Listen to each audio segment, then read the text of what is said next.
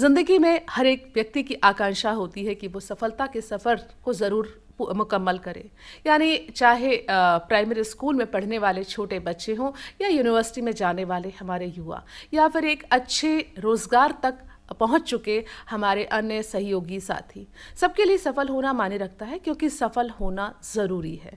लेकिन यही सफलता अगर दूर हो जाए, यानी सफलता की जगह असफलता से सामना हो जाए, तो ज़िंदगी में तनाव, निराशा, अवसाद बढ़ जाते हैं और ऐसी स्थिति का सामना आप सभी को ना करना पड़े, इसलिए आज हम बात करेंगे सफलता के चंद नुस्खों से। और इस बातचीत में विशेषज्ञ के रूप में आज स्टूडियो में हमारे साथ मौजूद हैं प्रोफेसर विमल झा।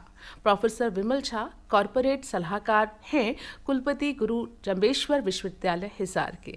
तो प्रोफेसर झा, सबसे पहले तो आपका स्टूडियो में स्वागत है। धन्यवाद मैडम।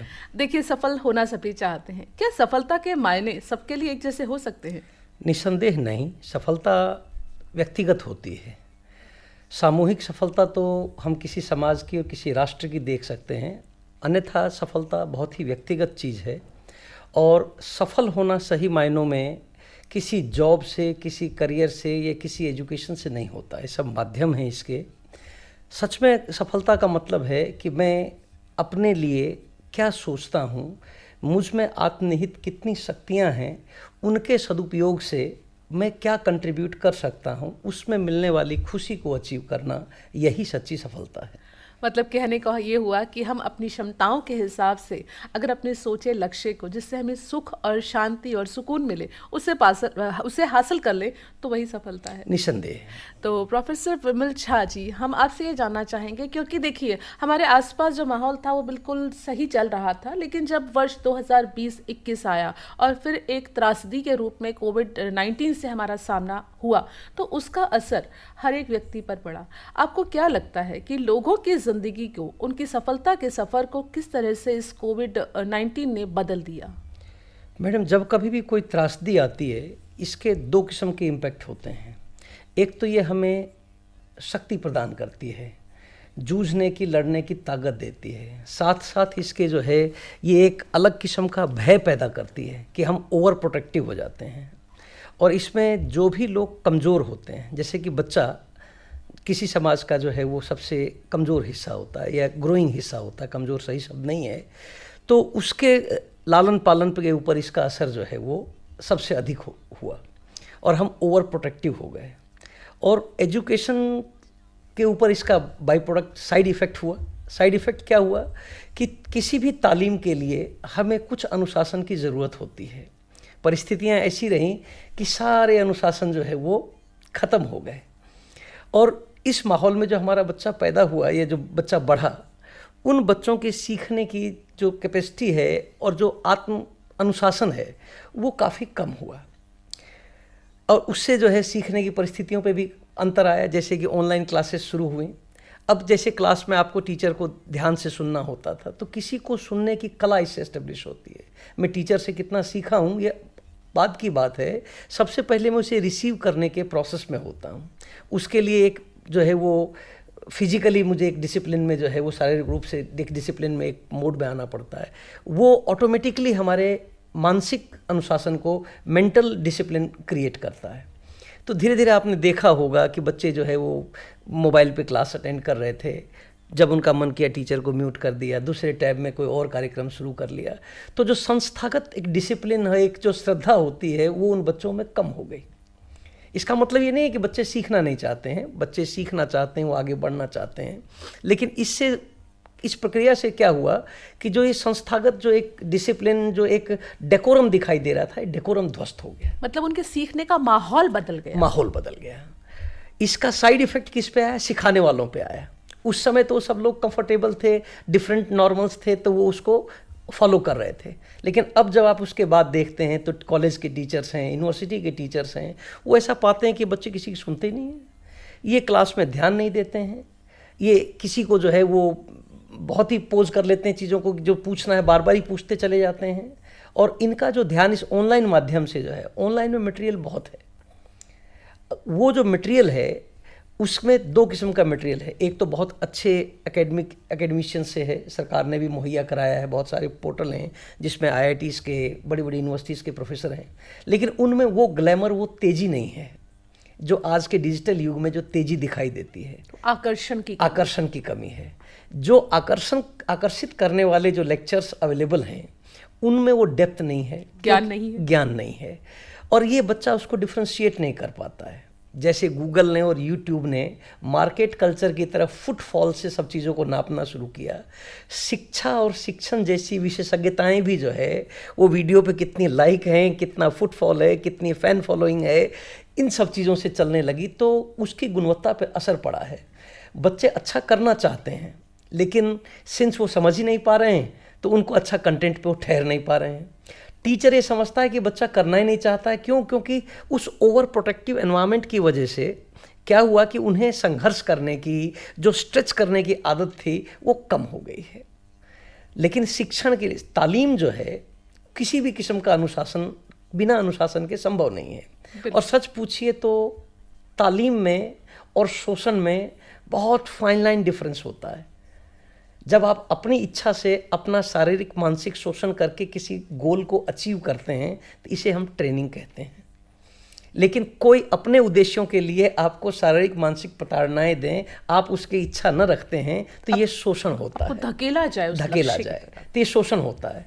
तो अब बुनियादी रूप से आप समझिए कि अगर भोगने की बात हम करें तो मानसिक गोल अलग अलग हैं। एक जगह स्वेच्छा है, एक जगह इच्छा नहीं है, लेकिन फिजिकली आप देखें तो ट्रॉमा दोनों जगह बराबर है।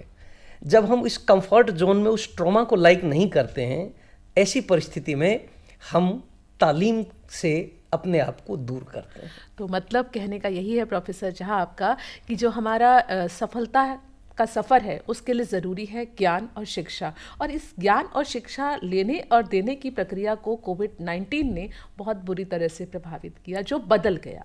तो अब आपके हिसाब से, क्योंकि आपका सामना रोज़ अनेकों लोगों से होता है जो सफल भी हैं, असफल भी हैं, अगर आपके अनुभव के आधार पर बात करें तो आपके हिसाब से सफलता के मंत्र क्या हैं? कौन सी ऐसी बातें हैं जिन्हें अपनाकर हम सहज रूप से, सरलता से सफल हो ही सकते हैं? जी, इसी में एक अच्छा क्या हुआ, कोविड के बाद बच्चों में एक इंडिविजुअलिटी डेवलप हुई है। अब कोई बच्चा अपने आप को इन्फीरियर नहीं, आत्मबल बढ़ा है बच्चों का, सेल्फ कॉन्फिडेंस बढ़ा है, और ये सफलता की सबसे पहली सीढ़ी है। जब तक आप स्वयं पे भरोसा नहीं करेंगे, लेकिन दुर्भाग्य क्या है कि ओवर प्रोटेक्टिव एनवायरनमेंट और प्रोसेस से कभी उसको उन्होंने हार्श कंडीशन में टेस्ट नहीं किया है। तो हमें सबसे पहले तो समझना चाहिए कि कंफर्ट लविंग होना जो है ना, कंफर्ट हमारा गोल हो सकता है, लेकिन कंफर्ट लविंग, कंफर्ट सेवी होना, this is not good for any type of learning और न्यू एक्सप्लोरेशन। आराम तलब नहीं बनना है। आराम तलब नहीं बनना है। हमें अपनी डिज़ायर्ड चीज़ों के लिए, उस दिशा में जो हमारे डिज़ायर्ड गोल हैं, उसकी जानकारी इकट्ठी करनी चाहिए। उसके बाद उसके लिए मेहनत करने के लिए तत्पर रहना चाहिए। अपनी बाउंड्रीज को भी स्ट्रेच करना चाहिए। और समय को लेकर आप क्या कहेंगे? समय को लेके, समय प्रबंधन तो सबसे इम्पोर्टेंट चीज़ है। समय जो है वो सबसे इम्पोर्टेंट चीज़ है कि इसका अभाव जो है ये कभी आपको कहेगा नहीं, लेकिन जब तक कोई भी गोल है, टाइम बाउंड चीज़ें नहीं होंगी तो आप उसको अचीव नहीं कर पाएंगे, बह जाएंगे। फोकस जो है, ऊर्जा का फोकस होने के लिए समय ही इसके फोकस को निर्धारित करता है, जो है कि हम फोकस होके टाइम निर्धारित करें, समय को यूटिलाइज कर पाएँ, तभी निर्धारित समय में हम उसको अचीव कर पाते हैं। और जो छोटी छोटी अचीवमेंट्स होती हैं उन्हीं से हमारा प्रैक्टिकल जो है वो सेल्फ कॉन्फिडेंस बनता है, और हमारी एंटरप्राइजिंग स्किल्स भी डेवलप होती हैं। कॉन्फिडेंस आएगा तो हम रिस्क टेकिंग कैपेसिटी बढ़ेगी, रिस्क टेकिंग कैपेसिटी बढ़ेगी तो हम अलग अलग उद्यम में अपने निहित जो हमारी शिक्षा है, हमारा ज्ञान है, और बहुत being human child itself is your biggest qualification. तो you have so many innate things, you need to identify that, और उस आइडेंटिफिकेशन के बाद उसे डेवलप करना चाहिए। और टाइम बाउंड परिस्थिति में जो है स्ट्रेस मैनेजमेंट जो है, स्ट्रेस अवश्यंभावी है। जब कभी आप नया काम करेंगे तो दबाव आएगा, और स्ट्रेस की एक यात्रा है। स्ट्रेस की यात्रा क्या है? स्ट्रेस ही स्टिमुलस है, यही आपके अंदर संवेदना को जनरेट करेगा। इसको जब आप एक्सेप्ट करेंगे और अपने गोल के हिसाब से पॉजिटिवली वर्कआउट करेंगे तो ये आपके अंदर अटेंशन पैदा करेगा।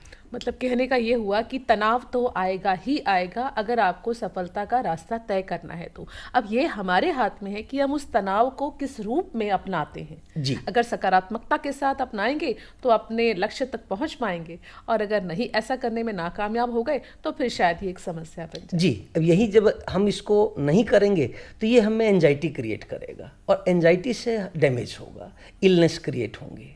ये जो एक मनोवैज्ञानिक व्यवस्थाओं का जो हमारे यहाँ नया प्रादुर्भाव हुआ है पेरेंटिंग के नाम पे और काउंसलिंग के नाम पे, इनका जो मोड है ये सफलता की काउंसलिंग नहीं कर रहे हैं। तो मैं आपके माध्यम से आपके सबको बताना चाहता हूँ कि सफलता के लिए युद्ध टाइप की परिस्थिति होती है, उसमें हमें अपनी लिमिट्स को स्ट्रेच करना होता है। और जब हम बीमार होते हैं, बीमारों की साइकोलॉजी जो होती है उसमें हम अपनी लिमिट्स के अंदर होते हैं। मतलब कहने का ये है कि हमें अपने अंतर्निहित गुणों को पहचानना है, अपने तनाव को स्वयं नियंत्रित करना है, अपना लक्ष्य निर्धारित करना है, मनोबल बनाए रखना है, और खुद में विश्वास तो कभी छोड़ना ही नहीं है। जी। प्रोफेसर झा, चलते चलते हमारे श्रोताओं को क्या कहेंगे संदेश स्वरूप? हमेशा ही जो है वो स्वयं पे भरोसा करें, और जो आपकी अंतर्निहित शक्तियों से आपको अच्छा लगता है उसके लिए मेहनत करें। कभी असफलता से न घबराएं, छोटे छोटे गोल निर्धारित करें, किसी भी बड़े गोल को छोटे छोटे टुकड़ों में करें, और छोटी छोटी सफलताओं से जो कॉन्फिडेंस आएगा तभी आप बड़े गोल को अचीव कर पाएंगे। और अंततः खुश रहना ही सफलता है। अंतोगत्वा आपको हमेशा खुश रहने की चेष्टा करनी चाहिए। बिल्कुल बिल्कुल, बहुत बढ़िया। प्रोफेसर विमल झा के ये शब्द अगर हम जिंदगी में उतार लेते हैं कि तनाव तो आएगा ही आएगा सफलता के सफ़र में, तनाव से कैसे हमें प्रबंध करना है ये सीखना है, मनोबल बनाए रखना है, खुद पे विश्वास रखना है, तो फिर मुश्किल ही नहीं असंभव होगा कि हमारा सामना कभी सफलता से ना हो, यानी सफल तो हम होकर ही रहेंगे। प्रोफेसर विमल झा, आज आप स्टूडियो में आए और आपने अपनी कीमती जानकारी हमसे साझा की, इसके लिए आपका बहुत बहुत धन्यवाद। बहुत बहुत धन्यवाद मैडम, और ऑल इंडिया रेडियो का बहुत बहुत धन्यवाद कि मुझे आपके दर्शकों, आपके श्रोताओं से बात करने का मौका मिला। मैं इसके लिए बहुत शुक्रिया अदा करता हूँ। धन्यवाद।